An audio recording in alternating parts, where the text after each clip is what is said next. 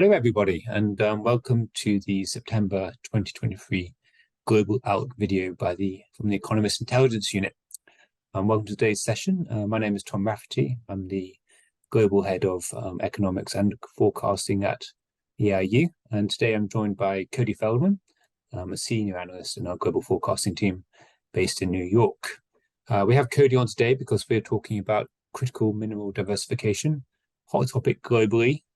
And Cody has just produced an interesting piece on it, which we're going to be discussing today. Cody, to start with, why don't you tell us a bit more about critical minerals? Why are they so critical? And what are the main sort of uses of them? Sure. Thanks, Tom.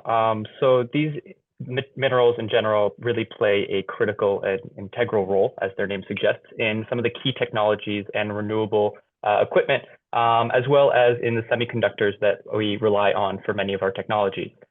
Here at EIU, we expect that demand for critical minerals is only going to grow in the coming years, and that's largely due to rising appetite from consumers as well as from businesses.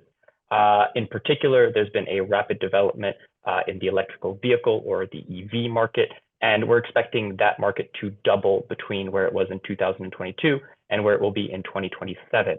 And that's going to fuel more and more demand as EVs are heavily reliant on critical minerals like lithium in particular, which is essential to some of the batteries that are used in energy storage. Outside of the EV market, critical minerals are also crucial for countries that are aiming to lower their carbon emissions, as they're used in many of the non-greenhouse gas emitting plants like solar and wind. Okay, all right. And talk to us a little bit about the supply and demand dynamics in the market. I think it's well known, well established that China plays a dominant role in the supply of critical minerals, especially in terms of processing of them. So talk to us a bit about China's role in the market and what it looks like in the years ahead.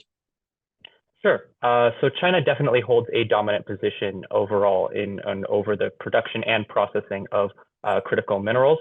And it's the largest producer of 30 out of the 50 critical minerals that the US government has determined as essential to the US economy. China is also one of the EU's biggest suppliers of several critical raw materials. In general, if we look at this chart here, you can see that China is playing a critical role in the processing of critical minerals, and it is the top country for both processing and mining for minerals such as graphite and rare earth minerals.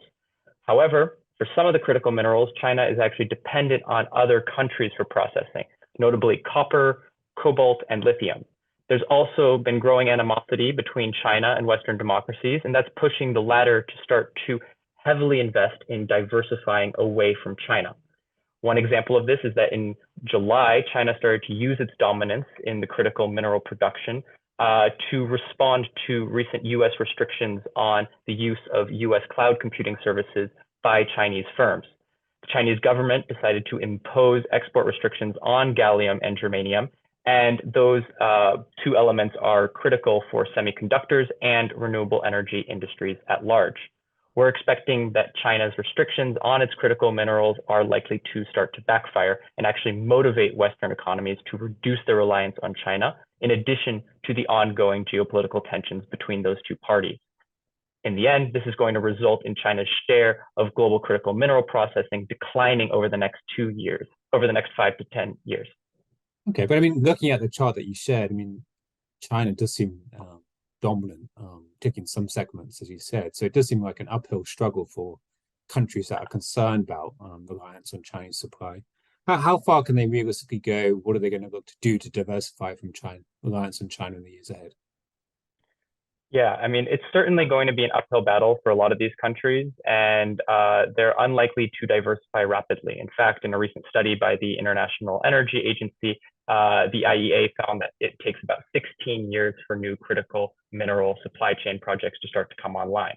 However, some of the major economies like Australia, Canada, the US, Indonesia, Mexico, and Peru are all starting to incentivize the expansion of their critical mineral mining capabilities.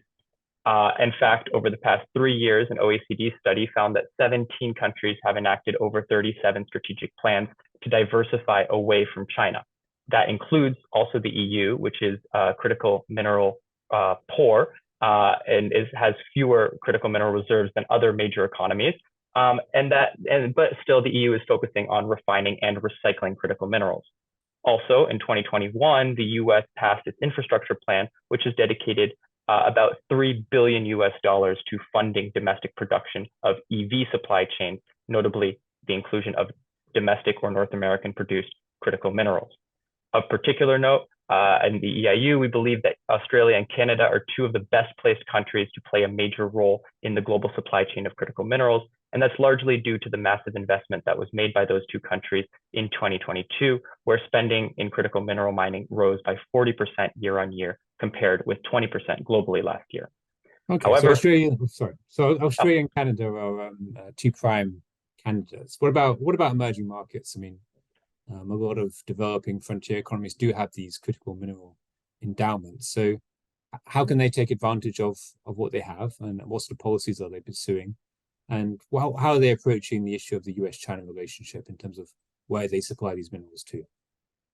Sure, great question. Well, and outside broadly of Western economies, which have gotten the most attention in terms of their critical mineral diversification efforts, emerging markets are also trying to move upstream in terms of the production process of critical minerals by diversifying their exports of raw critical minerals away from China, which traditionally has imported many raw materials from emerging markets.